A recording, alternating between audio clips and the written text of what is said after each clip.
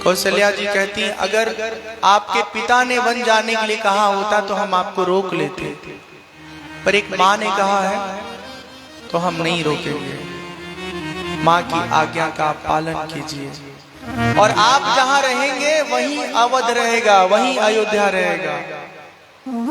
ये अयोध्या का दुर्भाग्य है कि अयोध्या आपको खो रही है।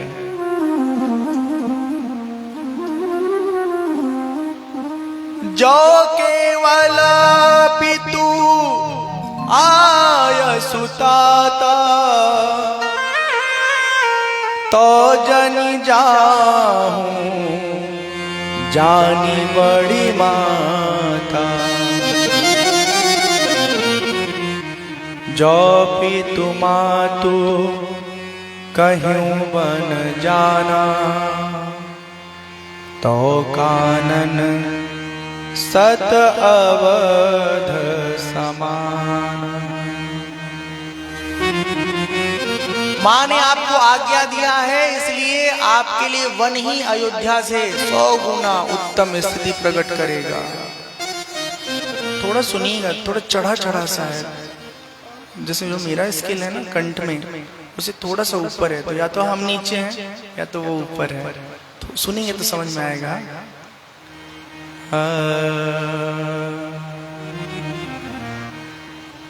जब जानकी मैया को समाचार मिलता है कि हमारे पतिदेव, हमारे जीवन साथी वन जा रहे हैं, तो कहती है, नाथ हम भी आपके साथ चलेंगे। भगवान कहते हैं कि वन में जीवन जीना बहुत कठिन होता है,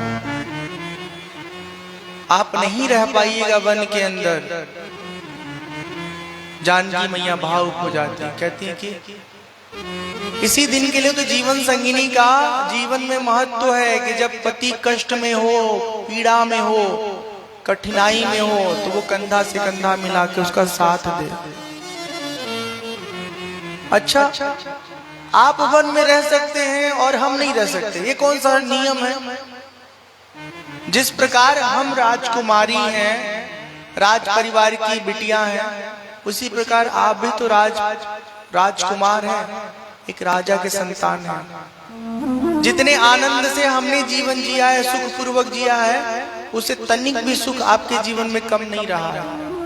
ऐसा नहीं है कि आप बहुत बड़े तपस्वी और हम तपहीन। आप जब तप करेंगे तो हम भी आपके साथ तप करेंगे, हम भी आपके साथ चलेंगे। कुछ देर में ही लक्ष्मण जी आ जाते हैं और कहते हैं, भैया हम भी आपके साथ चलेंगे, हम यहाँ नहीं रहेंगे। राम जी समझाते हैं कि देखिए, पिताश्री का जो शरीर है वो वृद्ध है, उनकी हालत ठीक नहीं है। हमारे जो दोनों भाई हैं भरत शत्रुघ्न, वो इस वक्त अयोध्या में नहीं है। हम वन जा रहे हैं, अगर आप भी वन जाइएगा तो अयोध्या का देखभाल कौन करेगा? लक्ष्मण जी ने जो बात कही है, उस बात को खूब बढ़िया से सुनिए और अपने जीवन में धारण करिए, उसको अपने मन में बसाइए। लक्ष्मण जी कहते हैं, हे नाथ, गुरु पितु मातु न जानऊ काहू, कहूँ सुभाऊ नाथ पतियाहूँ।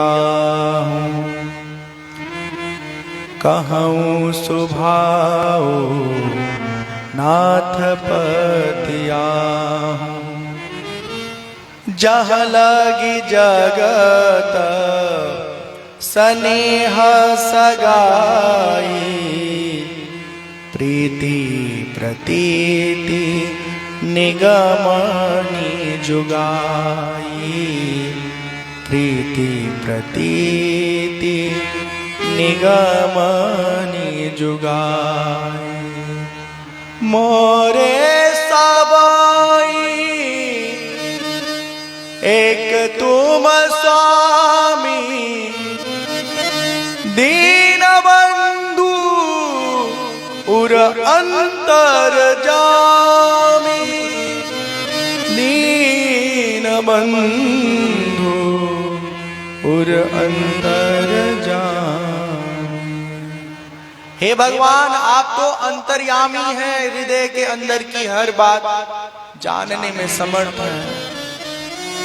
हम सच कह रहे हैं, हमारे जीवन में किसी से किसी का जो रिश्ता जो होता है ना, वो सारा रिश्ता आपके साथ ही है। हमारे लिए आप ही हमारे गुरु हैं, आप ही हमारे पिता हैं, आप ही हमारे माता हैं। संसार के जितने भी स्नेह वाले संबंध होते हैं, उस सब संबंध में हम आप ही को देखते हैं। अतः हे प्रभु, हम झूठ नहीं बोल रहे हैं, हम आपके बिना नहीं रह पाएंगे, हमें भी अपने साथ ले चलिए।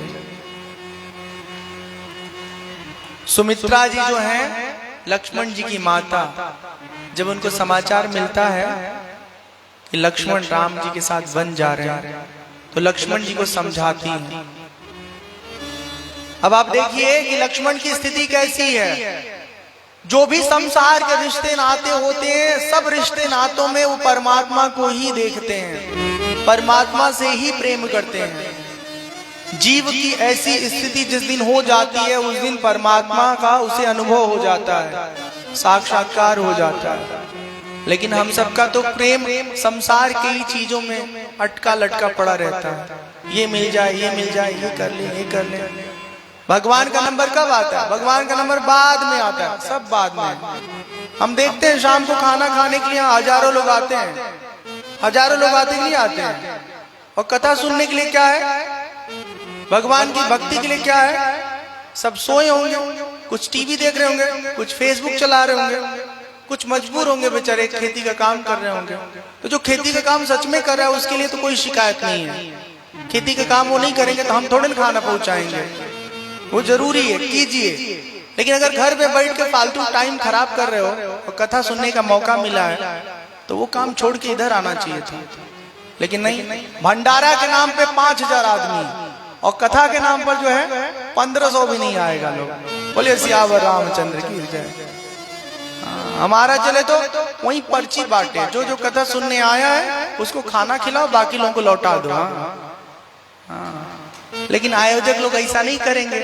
भाई भतीजावाद, हाँ, रिश्तेदारी निभानी है, कोई नाराज हो जाएगा तो कोई बात नहीं, आप लोग ऐसा मत करिएगा। आपको इसी गांव में रहना है। हाँ, हम अपने मंदिर में भंडारा दिए थे। हाँ, परिक्रमा जब हमारी पूरी हुई थी, नर्मदा मैया की परिक्रमा, तो एक छोटा सा गेट टुगेदर भंडारा था, कन्या भोज का। हम किसी को नहीं बुलाए थे, किसी को नहीं बुलाए थे, किसी से पैसा नहीं मांगे थे। हमने कहा जो रोज मंदिर में आते हैं, रोज नियम से पूजा पाठ करने आते हैं, वो सब भंडारा में आ जाएं, स्वागत है। और जो कभी कभार चेहरा दिखाने आते हैं, भीख मांगने आते हैं भगवान से, उनकी जरूरत नहीं है, अपने घर रहे। तो जो 2 दिन में मंदिर में आया पूजा करने, सबको मालूम चल गया कि इस दिन को भंडारा है। कोई आलू लेके आया, कोई आटा लेके आया, कोई पनीर लेके आया, सब भंडारा हो गया, पैसा भी खर्च नहीं हुआ। बोलिए सियावर राम। कौन भाई काहे जान लेते हो हमारी? यहीं बैठ के मोबाइल चला रहे हैं आप। अरे झूठ मत बोलिए, हम गला दबा देंगे।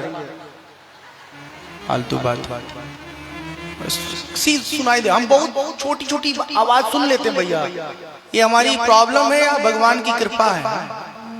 एक दिन वायलिन बजाने वाले एक भैया जी चॉकलेट खोल रहे थे, रैपर धीरे से उसका भी आवाज हमको डिस्टर्ब करता है, परेशान करता है।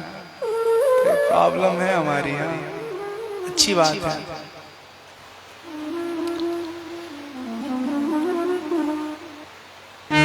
जो भक्ति है ना, भक्ति में हमारा मन जब तक पूरा का पूरा भगवान के प्रति समर्पित नहीं होगा, तब तक हमको लाभ नहीं होगा। ये नहीं होगा कि इधर भी उधर भी दोनों का मजा लेते रहे, नहीं संभव है। ऐसा नहीं है कि भगवान को पाने के लिए घर परिवार छोड़ के सब सन्यासी हो जाएंगे तो भगवान मिल जाएंगे। ये भी गलत बात है। घर परिवार में रह के भी भगवान को लोग पाते हैं। ऐसे तमाम बड़े बड़े भक्त हुए हैं जिनकी लिखी कथा सुना रहे हैं। गोस्वामी तुलसीदास जी, वो भी घर परिवार में ब्याह किए, शादी किए, पत्नी के साथ रहे, भगवान की भक्ति किए, आज इतना सुंदर ग्रंथ लिखे। कि पूरा भारतवर्ष उनके लिखे हुए रामचरितमानस को पढ़ता है, गाता है, सुनता है। तो भगवान की प्राप्ति के लिए घर छोड़ने की जरूरत नहीं है, बस ये जरूरी है कि घर के फालतू कामों से अपने आप को हटा करके जितना अधिक हो सके भगवान के सुमिरन, चिंतन, मनन में अपना समय लगाएं। सुमित्रा जी लक्ष्मण जी से कहती हैं, हे पुत्र,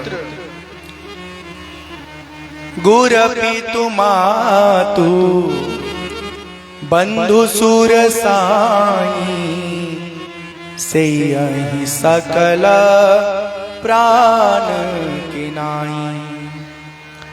राम प्राण प्रिय जीवन जी के, स्वार्थ रहित सखा सबही के। गुरु, पिता, माता, भाई, देवता, अपना मालिक, इन सब की सेवा प्राण के समान करनी चाहिए। जैसे अपने प्राण को बचाने के लिए हम कितना अपना ख्याल रखते हैं, उसी तरह गुरु की, पिता की, माता की, भाई की, देवता की और अपने मालिक की सेवा तन्मय होकर निष्ठा के साथ करनी चाहिए। और फिर रामचंद्र जी तो प्राण हैं, प्राणों के भी प्रिय हैं। और सबसे अच्छी बात है ना कि वो स्वार्थ रहित सखा सबही के। संसार में कोई हमारी सहायता करता है ना तो मतलब से करता है, स्वार्थ से करता है। इधर गैया को खिलाते हैं और शाम को बाल्टी लेके बैठ जाते हैं निकालने के लिए दूध। हाँ, कुछ लोग तो इतने इतने इतने बुरे होते हैं कि सारा दूध निकाल लेते हैं, ये भी नहीं सोचते उसका बच्चा क्या पिएगा।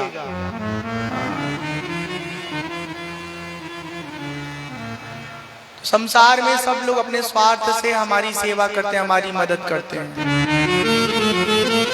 निस्वार्थ सेवा, निस्वार्थ मदद केवल परमात्मा करते हैं हमारी। यहाँ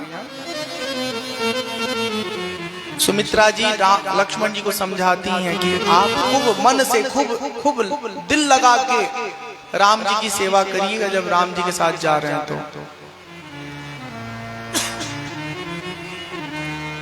राम, लक्ष्मण, माँ जानकी तीनों राजसी वस्त्र का त्याग करके वन गमन के लिए प्रस्थान करते हैं। एक बहुत सुंदर भजन है, उसका श्रवण करेंगे।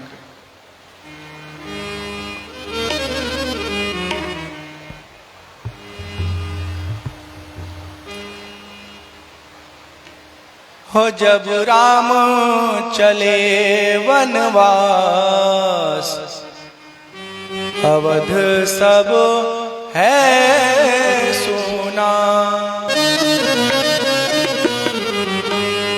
है सुना जी, है सुना, है सुना जी, है सुना।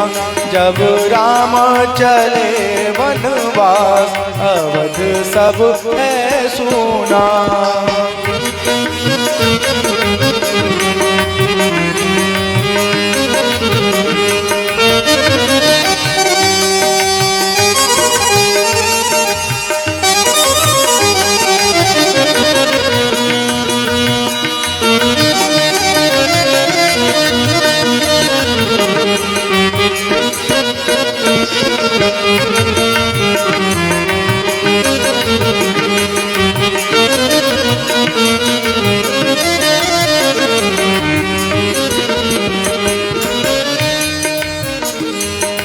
जब राम बनवा को जाने लगे,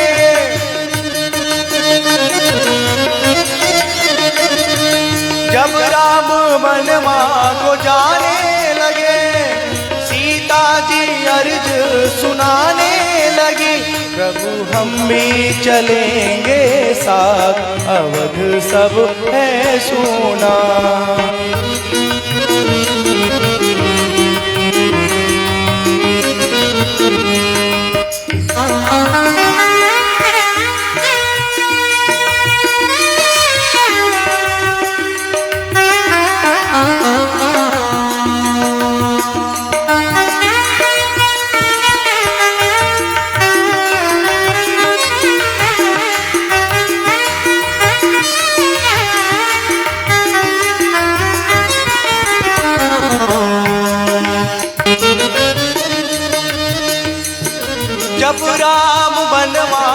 जाने लगे।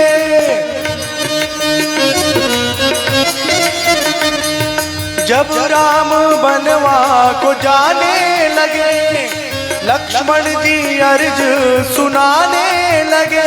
भैया हम भी चलेंगे साथ, अवध सब है सुना। भैया हम भी चलेंगे साथ, अवध सब है सुना।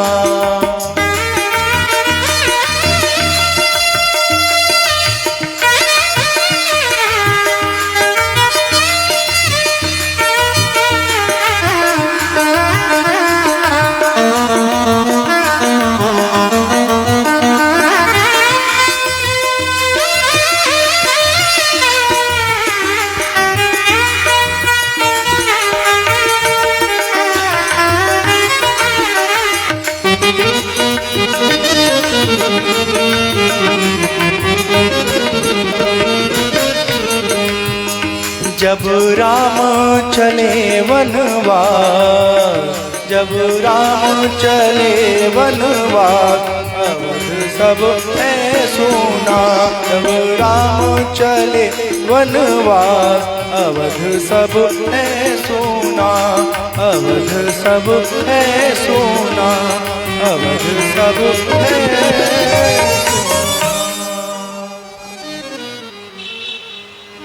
जब राम चले वनवास, अवध सब है सोना।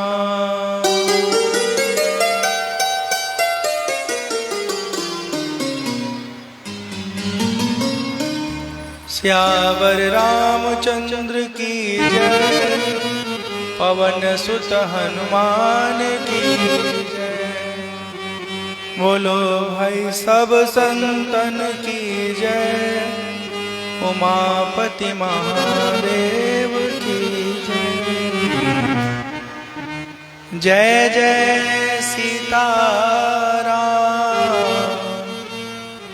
जय जय राधे श्याम।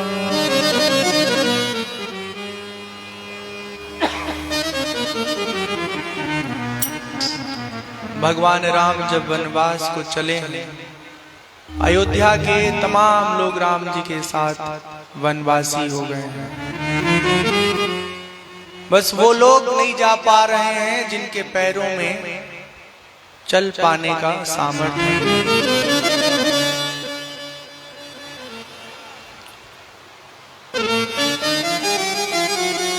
चलते चलते चलते चलते संध्या काल के निकट भगवान राम तमसा नदी के किनारे पहुंच जाते हैं।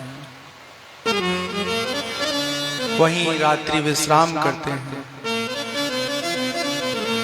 पहला दिन है वनवास का, तो गांव से जो लोग भगवान के साथ जाते हैं वो सब लोग कुछ न कुछ खाने की वस्तुएं साथ रखे रहते हैं। सब लोग सेवन करते हैं और सबके सब रात्रि में शयन कर जाते हैं। जब सब लोग सो जाते हैं तब राम जी सुमंत्र जी से कहते हैं कि हे सुमंत्र जी, अपने रथ को कुछ इस प्रकार से लेके चलिए कि जल्दी से जल्दी हमको थोड़ा दूर पहुंचा दीजिए।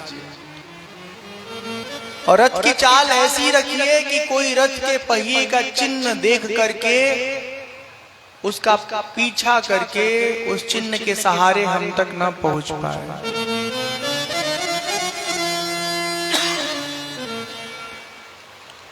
सबके सो जाने के बाद रात्रि काल में ही सुमंत्र जी रथ को चलाना शुरू करते हैं। राम जी, लक्ष्मण जी, जानकी मैया उस पर विराजमान हैं। रथ चलते चलते चलते चलते श्रृंगवेर पर पहुंच जाता है। गंगा मैया के किनारे पहुंच करके भगवान गंगा मैया को प्रणाम करते हैं, स्नान ध्यान करते हैं और इधर निकट के ही स्थान पर रहने वाले निषाद राज गुह्य को जब मालूम चलता है कि भगवान का आगमन हुआ है, तो बड़े आनंद से, बड़े प्रसन्नता के साथ अपने कुटुंबवासी जन के साथ भगवान के दर्शन के लिए वहां आते हैं। जब निषाद राज गुह्य को मालूम चलता है कि भगवान वनवासी के रूप में आए हैं, वनवास काटने आए हैं, तो उन्हें बड़ी पीड़ा होती है। वो भगवान से निवेदन करते हैं, प्रार्थना करते हैं कि हे प्रभु आप हमारे घर में रहिए, कोई कष्ट नहीं होगा, कोई पीड़ा नहीं होगी। भगवान कहते हैं हम वनवासी हैं, वनवास में आए हैं तो वन में ही रहेंगे, घर में नहीं रहेंगे। निषाद राज जो कुछ भी अपने घर से लेकर के आए हैं, फल, खाद्य सामग्री, वो सब भगवान को भेंट करते हैं और अपने हाथों से भगवान के सोने के लिए, शयन के लिए एक घास की चटाई बनाते हैं। बातचीत करते हुए संध्या हो जाती है, भगवान उस चटाई पर सो जाते हैं। निषाद राज लक्ष्मण जी आपस में बात करते हैं। भगवान राम के रूप को देख करके निषाद को बहुत दुख होता है, बहुत कष्ट होता है, क्योंकि निषाद और राम, भगवान राम और निषाद दोनों अच्छे मित्र हैं। कभी कभी जब भगवान निषाद से मिलते हैं तो उन्हें अपने नगर भी ले जाते हैं, अपना राज्य दिखाते हैं, अपना घर दिखाते हैं। आज जब चटाई पे सोए राम जी को देखे निषाद राज, तो उन्हें याद आता है कि देखिए भगवान का कैसा सुंदर आसन था, इतना मुलायम कि जैसे दूध का फेन होता है, ऐसे मखमली आसन पर भगवान शयन करते हैं। आज वही परमात्मा कठोर इस घास के चटाई पर लेटे हुए हैं। निषाद राज उल्लाहना देते हुए कहते हैं, हे कैकेयी बड़ी मंदमती हो, भगवान के सुख के दिनों में उनको वनवासी बना दिया, ये आपने अच्छा नहीं किया। भगवान शयन करते हैं और निषाद राज देख करके भगवान को दुख पीड़ा के सागर में डूबने लगते हैं। लक्ष्मण जी जग करके भगवान की रक्षा करते हैं, और जब निषाद राजगुरु को दुखी देखे हैं तो निषाद को जीवन का ज्ञान बताते हैं। आप सबको साफ साफ आवाज सुनाई दे रहा है, ऐसा तो नहीं खिचड़ी जैसा हो रहा है। आपने जाके देखा है, रोज आपका काम है चारों तरफ घूम घूम के देखना, 2 मिनट 1 मिनट, कि सब तक आवाज कानों में ठीक ठीक पहुंच रही कि नहीं पहुंच रही है। आज देखें आप, कब देखें? कार्यक्रम के पहले नहीं, बीच में जाके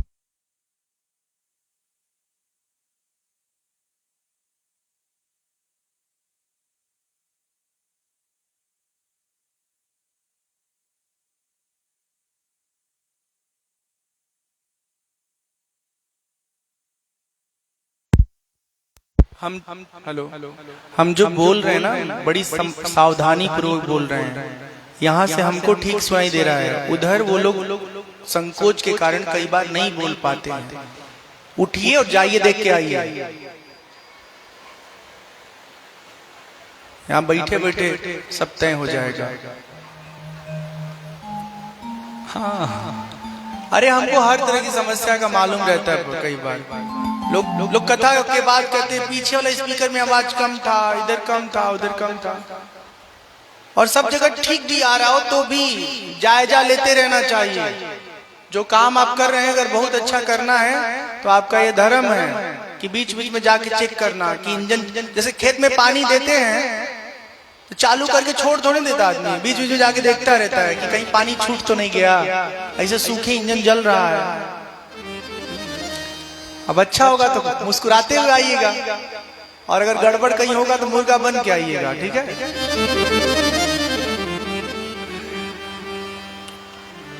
बहुत बढ़िया बात अभी बताने जा रहे हैं आप सबको, ध्यान से सुनिए। और आप लोग तो टिप्पणी करके भी नहीं बता पाते कि डिजिटली जो आप लाइव देख रहे हो उसमें ऑडियो कैसा आ रहा है। एक जने अगर कर देते कमेंट तो हम भी निश्चिंत रहते। अब सब कुछ हम ही बताएं, हम ही करें, मुश्किल 100 लोग देख रहे हैं आप लोग, हाँ, लेकिन आप लोगों के पास इतना विवेक नहीं है कि टिप्पणी करके बता दे कि ऑडियो बढ़िया आ रहा है।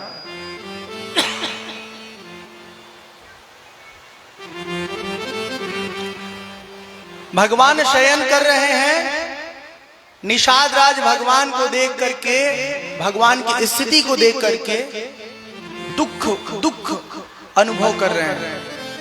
और निषाद राज को दुखी देख करके लक्ष्मण जी कह रहे हैं कि हे निषाद दुखी मत होइए। जिस राम को आप देख करके दुखी हो रहे, वो राम मोह माया से परे हैं, वो परब्रह्म है। थैंक यू, धन्यवाद।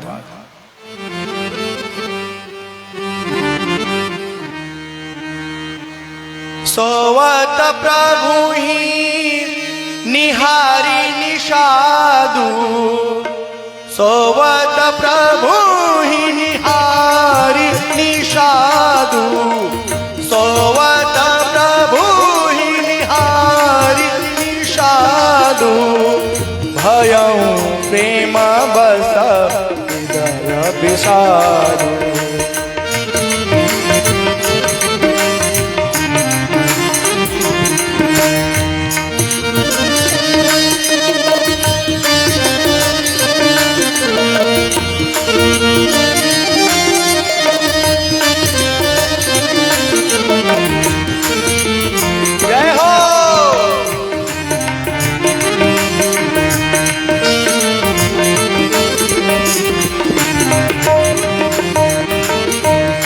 पुलकित जलु लोचन बहाई, तनु पुलकित जलु लोचन बहाई, बचन प्रेम लखन सन कहाई।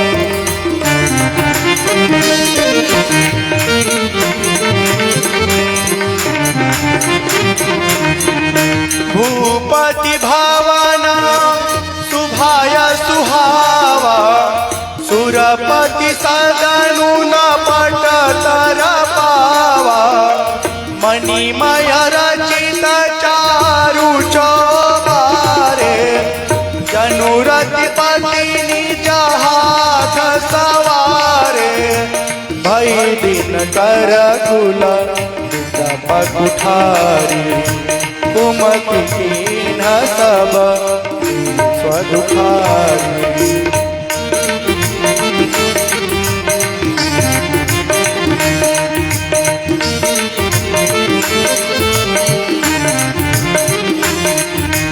जय सिया राम, जय जय सिया राम, जय सिया राम, जय सिया राम, जय सिया राम, जय जय सिया राम, जय सिया राम, जय जय सिया राम, जय जय सिया राम, जय जय सिया।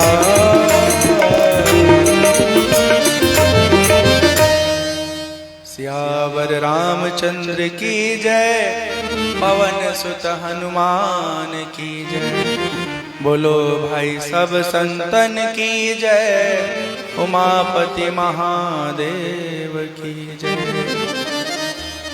जय जय सीताराम, जय जय राधे श्याम। निषाद राज गुह्य जो है वो याद करते हैं भगवान राम के घर की स्थिति को।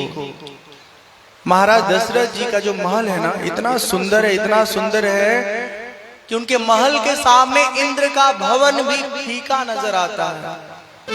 हर प्रकार की सुख समृद्धि से युक्त है हमारा दशरथ जी का भवन, उनका राजमहल। ऐसे सुखदायी स्थान पर रहने वाले राम को आज जब जंगल में रहते हुए देखे हैं निषाद राजगुह, तो वो विह्वल होकर के कहते हैं कैकेयी तुमने ये क्या किया, आपने बहुत बुरा किया। सूर्य कुल रूपी वृक्ष के लिए तुम कुल्हाड़ी की तरह हो गई, उस वृक्ष को उसकी जड़ से आपने अलग कर दिया।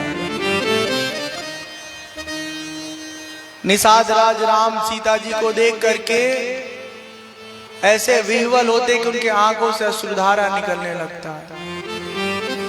निषाद को दुखी देख करके लक्ष्मण जी निषाद के पास आते हैं, उनके कंधे पर हाथ रख के कहते हैं निषाद, अरे किसको देख कर दुखी हो रहे हो?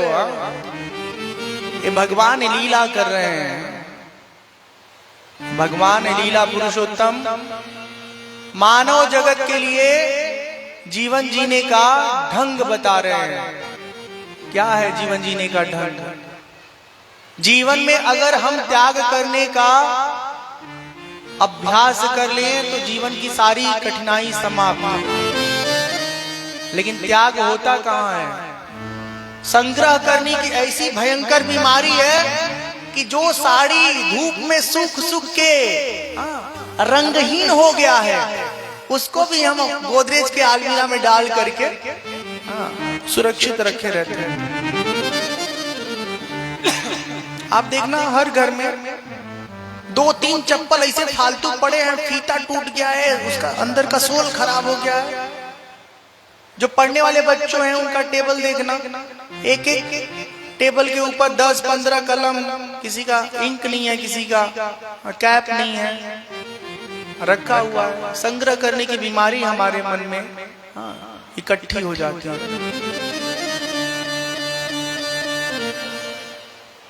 लक्ष्मण जी निषाद राजगुह को समझाते हैं, बहुत ध्यान से सुनिएगा आप सब।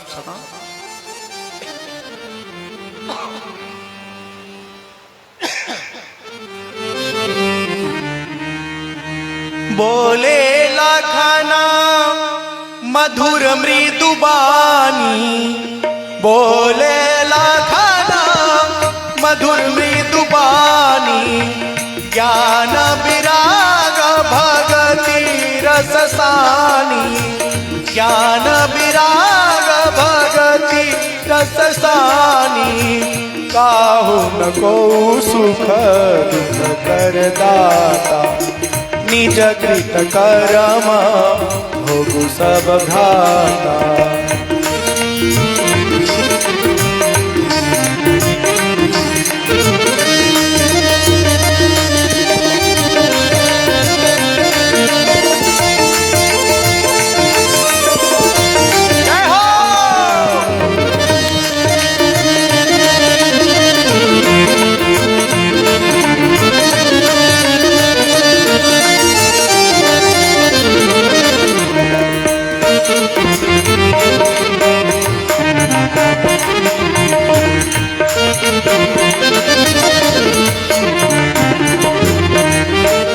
वियोग भोग भल मंदा, हित अनहित मध्यम भ्रम फंदा,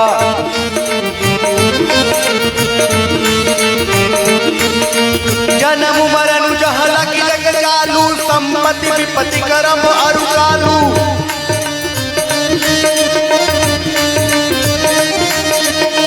धरनी धामो धनु पुर परिवारू, सरगुण रघु जहाँ लगी व्यवहारू, देखिए सुनिए गुनिय मन माही, मोह मूल परमारथ नाही,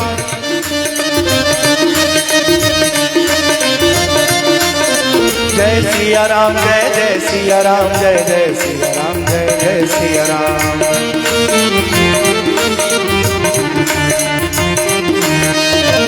जय सिया राम जय जय सिया राम, जय सिया राम जय जय सिया राम।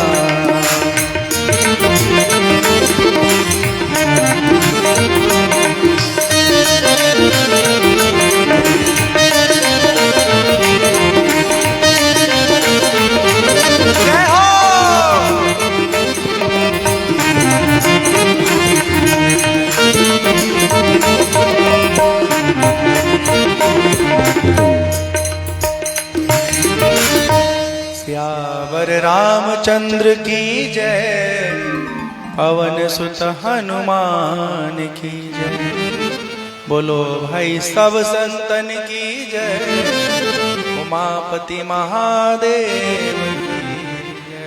ये सब कलाकारों के लिए ताली बजा दीजिए। हाँ, एक बार अपना नाम बता दीजिए सब लोग, एक बार नाम बता दीजिए अपना माइक में। और क्या सब जानते हैं आपको? तो और अच्छी बात है, फिर से बताइए, कोई भूल? सुरेश राव। सुरेश, सुरेश गांव राव राव राव राव, ताली बजा दीजिए। लोकेश राव। लोकेश रावत। मनोज राव। मनोज राव। मनोज नहीं है आज।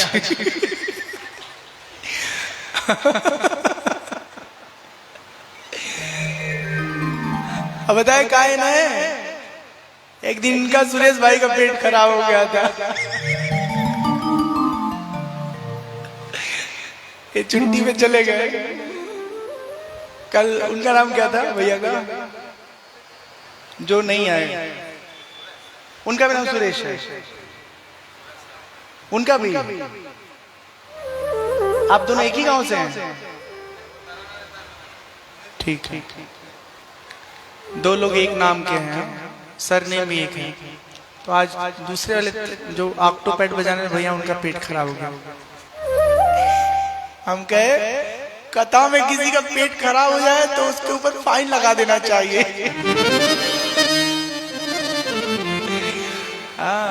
आपको पता है हम आपके गांव में घर घर घूम के कथा में भोजन क्यों नहीं कर रहे हैं? आप लोगों के मन में तमाम तरह की बातें हो रही होंगी। कौन है, कहाँ के, कैसे हैं? भैया हम घूम घूम के भोजन करेंगे 10 हाथ का ना, तो हमारा पेट बन जाएगा खिचड़ी, और फिर इधर 4 घंटा अच्छे से बैठना होता है। तो आपके खाना के चक्कर में तो हमारा सीताराम हो जाएगा। इसलिए हमको जब तक कथा करना होता है 7 दिन 9 दिन, तब तक किसी भी एक घर में भोजन करना हमको पसंद है, क्योंकि वो एक घर में सेट हो जाता है मामला। नमक कितना, तीखा कितना।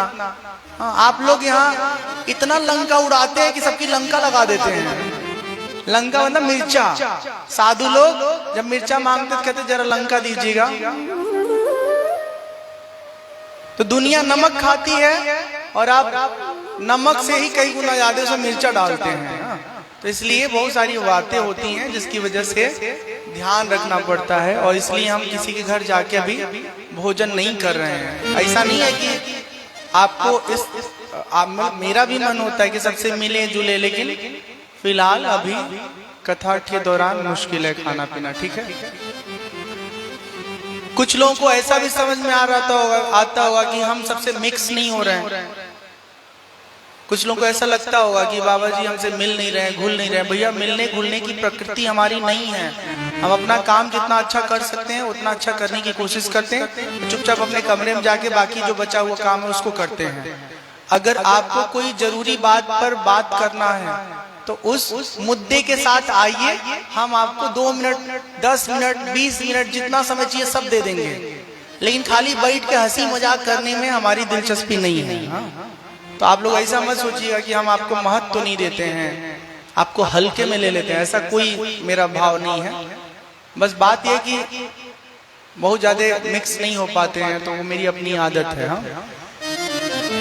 हाँ, जो आदमी हमारी फिक्र करेगा, ठीक है ना, फिर उसको कोई शिकायत नहीं होगी।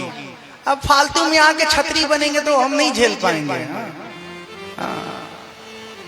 अब जैसे एक छोटी सी बात बता रहे हैं, एक कथा जहां हो रही है वहां से जहां हम रुके हैं 500 मीटर की दूरी है। 500 मीटर की दूरी। हमारे आयोजक लोग बोले कि गाड़ी में बैठ के इधर आइएगा, फिर गाड़ी उधर छोड़ने जाएंगे। हम कहे पागल है का? 500 मीटर को आदमी गाड़ी में जाता है? 500 मीटर के लिए कोई गाड़ी यूज करता है? आधा किलोमीटर तो आदमी पैदल दौड़ते चला जाता है, जाता कि नहीं जाता है? अरे नहीं, पैदल जाएंगे तो इज्जत खत्म हो जाएगी। गाड़ी में बैठने से इज्जत नहीं होती है। सबको मालूम है बाबा जी की गाड़ी नहीं, किराए की गाड़ी है, दान में मिली हुई गाड़ी है। कितने दिन के लिए? 7 दिन के लिए। उसके बाद तो हमको टेम्पो में ही जाना है, बस में ही जाना है।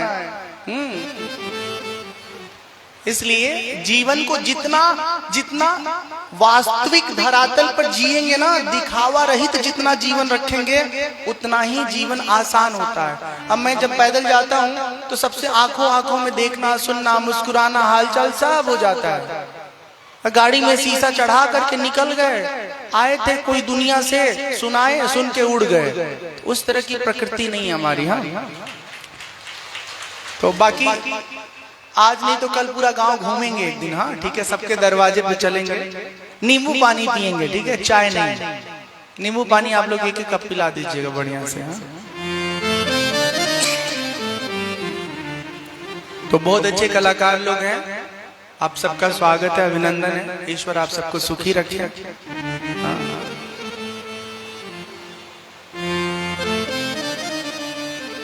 लक्ष्मण जी निषाद राज गुह्य से कहते हैं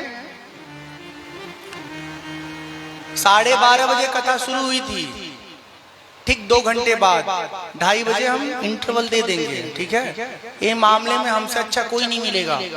5 मिनट पहले छुट्टी कर देते हैं। एक्स्ट्रा सुना के पेट क्यों फाड़ना, जितना सुनाना उतना ही सुनाओ। आप लोग बहुत अच्छे हैं, बहुत अच्छे हैं। जिंदगी में पहली बार 4 घंटा कथा सुना रहे हैं हम।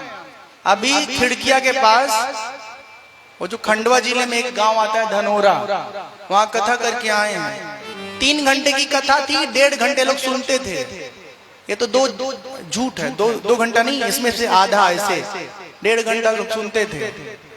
एक दिन तो ऐसा हाल था कि आखिरी दिन खाली 30 लोग बैठे थे। हाँ, तो फिर भी आपके गांव में तो बहुत अच्छे लोग हैं, कई लोग बैठे हुए हैं, सैकड़ों लोग बैठे हुए हैं। तो हमको बार बार ये समझ में आ रहा है कि आप जैसा मतलब समझदार व्यक्ति शायद ही कहीं कोई मिले कि जितना पूंजी खर्च किया गया है कथा पे, सब निचोड़ के सरसों से तेल निकाल लीजिए। बहुत बढ़िया है, बहुत बढ़िया है, मजाक नहीं कर रहा हूं मैं, सच कह रहा हूं। किसी भी वक्ता को बुलाइए, उसको इतना सुनिए तू पगला जा रहे। अब नहीं जाएंगे, बहुत सुनते हैं। और इतना ही नहीं, जब वो यहाँ से उठ के जाए ना, तो जहां जाए वहां पहुंच जाइए। और किस लिए पहुंचिए? कपार खाने के लिए नहीं, अपने जीवन में जो अज्ञान है, जो भ्रम है, उसको ठीक तरीके से लिख लीजिए या याद कर लीजिए और उस सवाल उनसे करिए। इससे क्या होगा? अगर उनको ज्ञान है तो आपको सही सही उत्तर दे देंगे, अपना काम हो गया, बात खत्म। अगर उनको ज्ञान नहीं है तो गोल गोल घुमाएंगे, तो आपको समझ में आ जाएगा कि बाबा गोल गोल घुमा रहे हैं। समझ में आ रहा है? और अगर वो समझदार है तो जब उनके पास उत्तर नहीं होगा तो किताब लेके बैठेंगे, पढ़ेंगे और फिर कल आके उत्तर बताएंगे, तो उनका भी कल्याण हो जाएगा। क्या अधिकतर कथावाचक पढ़ते बहुत कम हैं, बहुत कम पढ़ते हैं, खाली कॉपी पेस्ट करते रहते हैं। ठीक है, तो जब आप सवाल करिएगा तो जितना उनको मालूम है उतना बताएंगे, और जो नहीं मालूम है उसके लिए वो अपने से जो श्रेष्ठ लोग हैं ना, उनसे जाके पढ़ाई करेंगे। इससे क्या होगा? श्रोता का भी ज्ञान बढ़ेगा और वक्ता का भी ज्ञान बढ़ेगा। हाँ, एकदम सही बोल रहे हैं हम।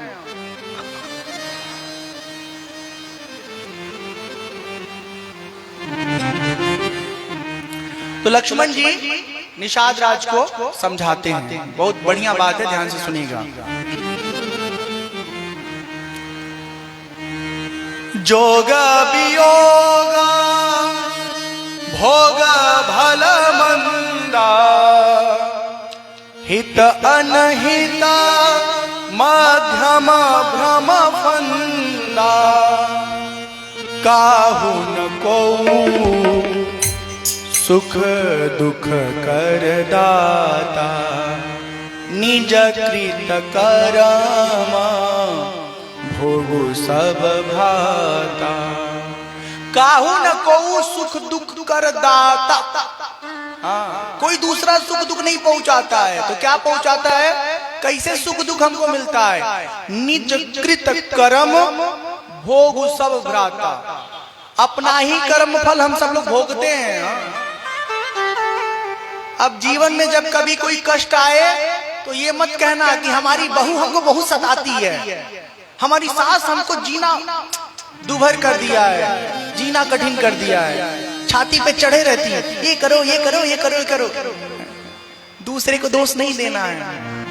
कर्म ऐसा था कि वैसे ही बहू मिली, वैसे ही सास मिली, वैसे ही पति मिला, वैसे ही लड़का मिला। सास बहू का तो छोड़ो, अपना ही लड़का कभी कभी इतना दुष्ट होता है, इतना दुष्ट होता है, हाँ, कि माँ बाप की जिंदगी तबाह कर देता है। वो पड़ोसी का तो है नहीं, अपने ही पेट से निकला है। तो चूंकि आपके हिस्से में अपने पुत्र से ही दुख पाना लिखा था, इसलिए वो आपके घर में घुस के दुख दे रहा है। हाँ? दूसरा व्यक्ति ना निमित्त होता है, वो कारक नहीं होता है। यदि किसी से हमको दुख पहुंच रहा है तो वो दुख देने वाला नहीं है, वो दुख पहुंचाने वाला है। जैसे पार्सल आया है अमेजॉन का आपका, ठीक ठीक, आपका कोई दोस्त है, सहेली है, दिल्ली रहती है, बंबई रहती है, उसने कहा क्या सालगिरह पे या बर्थडे पे एक गिफ्ट भेजते हैं, तो उसने खुद खरीद दिया ऑनलाइन, आपका पता डाल दिया। अब पार्सल वाला लाया है, आपको पैकेट पकड़ा दिया है। अब पैकेट खोले हैं, देख के मजा आ गया, अरे वाह क्या बात है, बढ़िया कपड़ा आ गया। हाँ, मीना बाजार गए, खुशी हो गई। अब एक दिन ऐसे क्या हुआ, कुछ ऐसी खबर कोई डाकिया लाके दे दिया जिससे आपको दुख हो गया, कष्ट हो गया। हाँ। तो फिर क्या करेंगे? उस डाकिया को पटक पटक के मारेंगे नहीं ना, वो तो खाली खबर लाके दिया है। इसका एक और सुंदर उदाहरण समझिए कि जैसे हमारे गांव में बहुत सारे ऐसे बच्चे होते हैं जो देश की सीमा पर तैनात होकर के देश की रक्षा करते हैं। तो जब वो कोई युद्ध में बड़ा कारनामा दिखाते तो उनको भारत सरकार पुरस्कार देती है। जब खबर मिलता तो चारों तरफ नगारे बजते हैं, खुशियां मनाई जाती हैं। लेकिन वही जवान कई बार क्या होता है, लड़ाई के मैदान में शहीद हो जाता है, फिर चिट्ठी आता है और सब लोग गमगीन हो जाते हैं, दुखी हो जाते हैं। तो जो चिट्ठी लाने वाला डाकिया, उसका कोई रोल नहीं है, वो खाली पहुंचा रहा है खबर आपको। ठीक, तो ये बात आप अच्छे से समझिए कि दुख सुख कोई नहीं दे सकता, और जो हमारे किस्मत में लिखा है उसको कोई खत्म नहीं कर सकता, उतना भोगना ही पड़ेगा। कर्म के बारे में कहा गया है, आप सब लोग तो खेती किसानी करते हैं, पशुपालन भी करते हैं।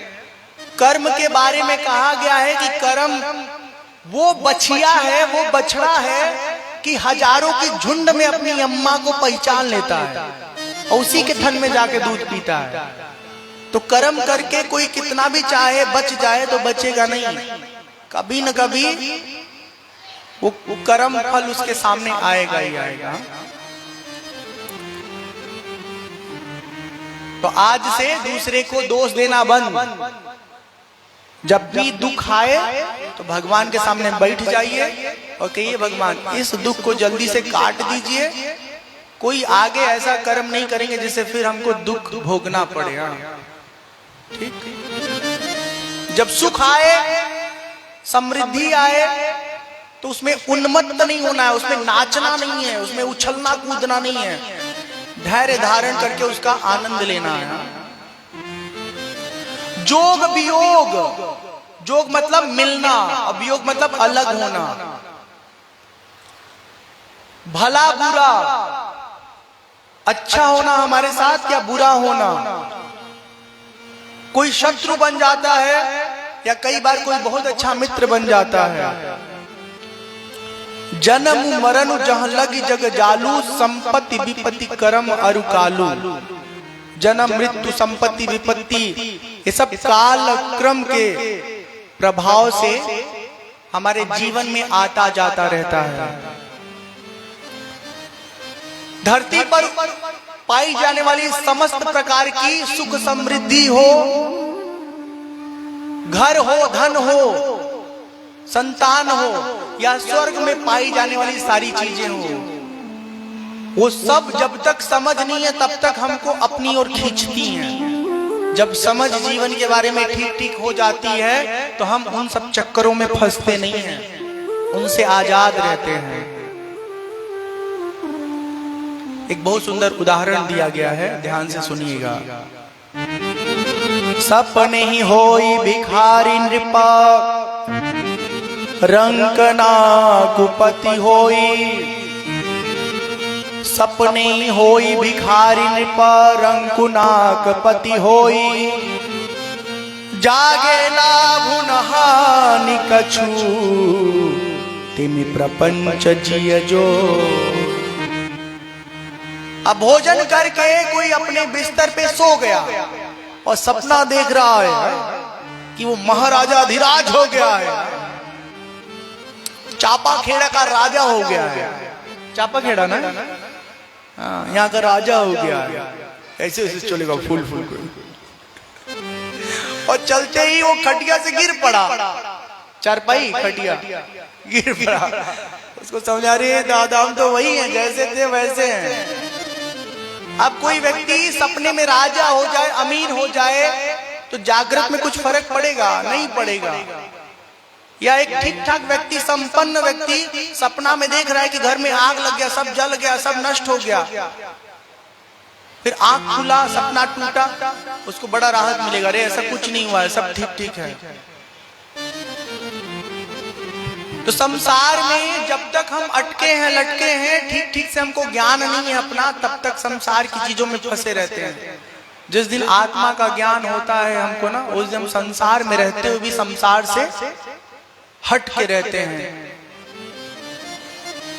ऊपर उठ के रहते हैं, मोह माया के बंधन से मुक्त रहते हैं। अब यहाँ पर लक्ष्मण जी ने राम जी का असली स्वरूप बताया है कि जिस राम को आप दुखी देख रहे हो, राम क्या है, कौन है? राम ब्रह्म परमार्थ रूपा, अभिगत अलख अनादि अनूपा। सकल विकार रहित गत भेदा, कहीं नित नेति निरूप ही वेदा। राम साधारण पुरुष नहीं है, पर ब्रह्म है, परमात्मा है, जिनको जानना, जिनको देखना अत्यंत कठिन है। समस्त विकारों से रहित है परमात्मा का स्वरूप। इस प्रकार से लक्ष्मण जी निषाद जी को समझाते हैं और समझा बुझा के उनके चित्त को, मन को शांत करते हैं। ब्रह्म बेला में परमात्मा राम उठते हैं और अब अपने केशों को खोल करके, लक्ष्मण जी के केशों को खोल करके उसकी जटा बनाते हैं। सारा दृश्य देख करके जो सुमंत्र जी हैं उनके आंखों से अश्रुधारा निकलने लगता है।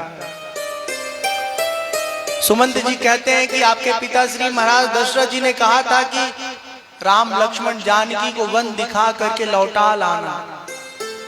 हे भगवान, अब आप अयोध्या को चलिए।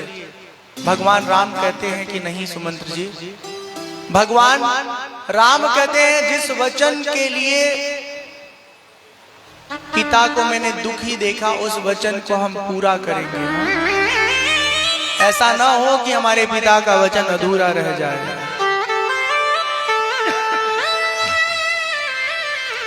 यहाँ पर एक बड़ा सुंदर लाइन आया है चौपाई में,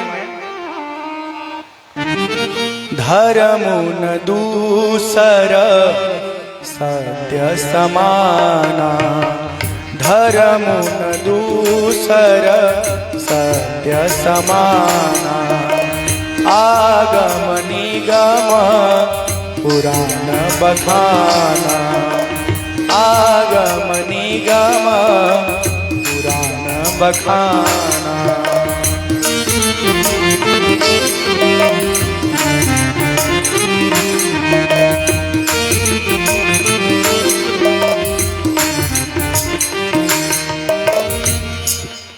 धर्म न दूसर सत्य समाना, आगम निगम पुराण बखाना। सत्य को बोलना, सत्य को अपने जीवन में शामिल करना, सत्य के अनुसार अपना आचरण बनाए रखना, ये सबसे बड़ा धर्म है। और झूठ बोलने वाला सबसे बड़ा पापी, सबसे बड़ा अधर्मी है। मानना है मानिए, मत मानना है मत मानिए, लेकिन सच्चाई यही है। यहाँ राम जी ने बताया है, तो हम अपने पिता श्री के वचनों का पालन करेंगे, उनको झूठा होने से बचाएंगे। राम जी सुमंत जी से कहते हैं कि अब आप अयोध्या के लिए प्रस्थान करिए। सुमंत जी तनिक भी जाने के लिए मन नहीं बना पाते। राम जी की आज्ञा प्राप्त करके सुमंत जी अयोध्या की ओर बढ़ते हैं। घोड़ों की ये हालत है कि घोड़े तक राम जी से दूर नहीं जाना चाहते। बलाल सुमंत जी को अयोध्या की ओर लेके चलते हैं। निषाद राज गुरिये से कहते हैं, भगवान राम की है निषाद राज, एक नाव की व्यवस्था करिए ताकि इस पार से उस पार हम लोग पहुंचे। अभी भगवान गंगा के इस पार हैं, अब गंगा के दूसरी ओर जाएंगे।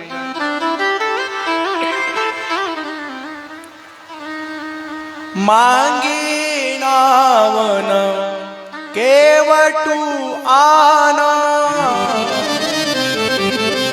कहीं तुम्हार मरमू में जाना। छुअत शिला भई नारी सुहाई, पाहन तेना काठ कठिनाई। जो नाविक है वो कहता है, ये भगवान हम आपके महिमा को जानते हैं, कोई भरोसा नहीं, नाव तो हम आपको दे दें, नाव में बिठा लें, लेकिन अगर कहीं आपके चरणों की धूली हमारी नाव से लग गई और हमारी नाव दुल्हन बन गई, औरत बन गई, स्त्री बन गई, हमारी एक तो रोजी रोटी चली जाएगी और दूसरी हमारी दुल्हन हमको बड़ी मार मारेगी कि जब हम घर में थे तो दूसरे को काहे लाए, और फिर कहाँ छोड़ेंगे उसको, ले जाना ही पड़ेगा। बड़ी हंसी होती है। भोले भाले लोग हैं ना, भावुक होते हैं। उसने सुन रखा था क्या अहिल्या उद्धार की कथा, कि अहिल्या जी पत्थर हो गई थी, भगवान के चरण धूलि के स्पर्श पा करके वो पुनः चैतन्यता को प्राप्त कर लेती है। नाविक एक बड़ा सा कठौता लाता है, पात्र लाता है, भगवान श्री राम के चरणों को खूब अच्छे प्रकार से धुलता है, और जो चरणामृत है भगवान के चरण धुलने से जो मिला है उसका स्वयं सेवन करता है, अपने समस्त कुटुंब वासियों को वो चरणामृत प्रदान करते हैं। बहुत सुंदर यहाँ भजन है, उस भजन का हम सब श्रवण करेंगे, आनंद लेंगे।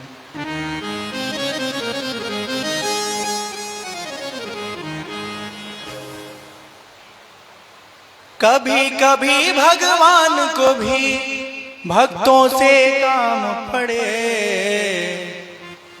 जाना था गंगा पार प्रभु केवट की नाव चढ़े। डी शार्प से मध्यम लेके माहौल दीजिए।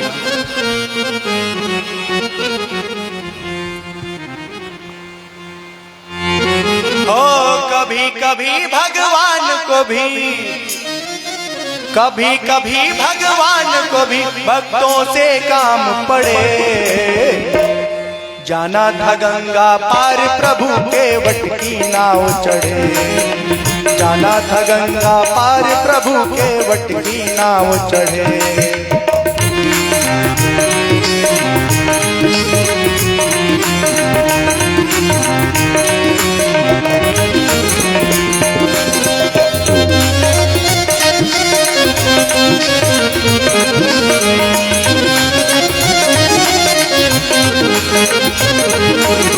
जय हो।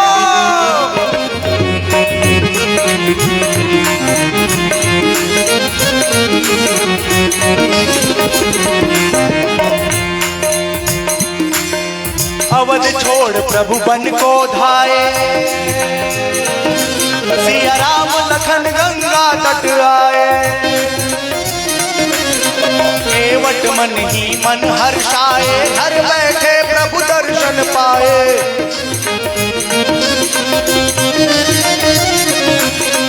हाथ जोड़कर प्रभु के आगे, हाथ जोड़कर प्रभु के आगे, केवट मगन खड़े, जाना था गंगा पार प्रभु केवट की नाव चढ़े, जाना था गंगा पार प्रभु केवट की नाव चढ़े।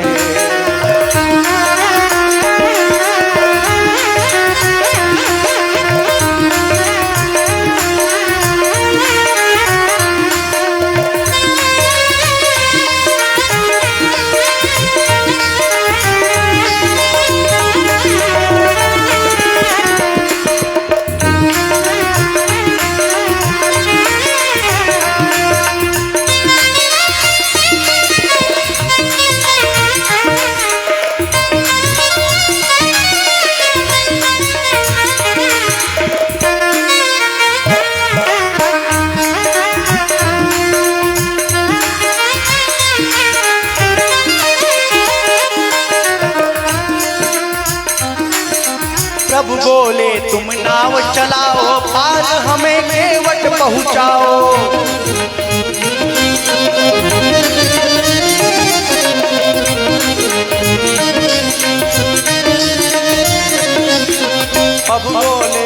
प्रभु बोले तुम नाव चलाओ, पार हमें केवट पहुँचाओ। केवट कहता सुनो हमारी, चरण धूल की माया भारी, मैं गरीब नैया मेरी, मैं गरीब नैया मेरी, नारी न हो या पड़े, जाना था गंगा पार प्रभु केवट की नाव चढ़े, जाना था गंगा पार प्रभु केवट की नाव चढ़े।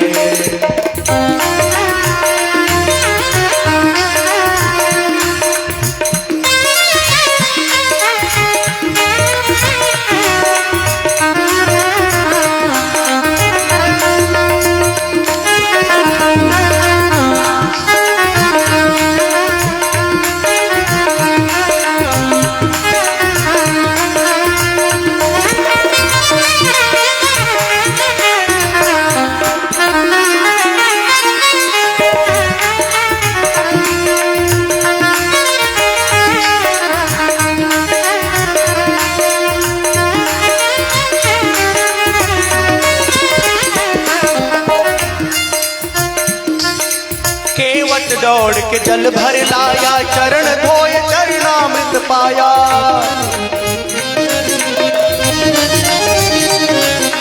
केवट दौड़ के जल भर लाया, चरण धोए चरणामृत पाया।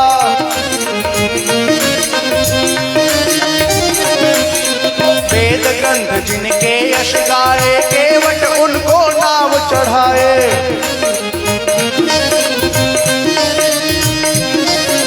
बरसे फूल गगन से ऐसे, बरसे फूल गगन से ऐसे, भक्त के भाग बढ़े, जाना था गंगा पार प्रभु केवट की नाव चढ़े, जाना था गंगा पार प्रभु केवट की नाव चढ़े।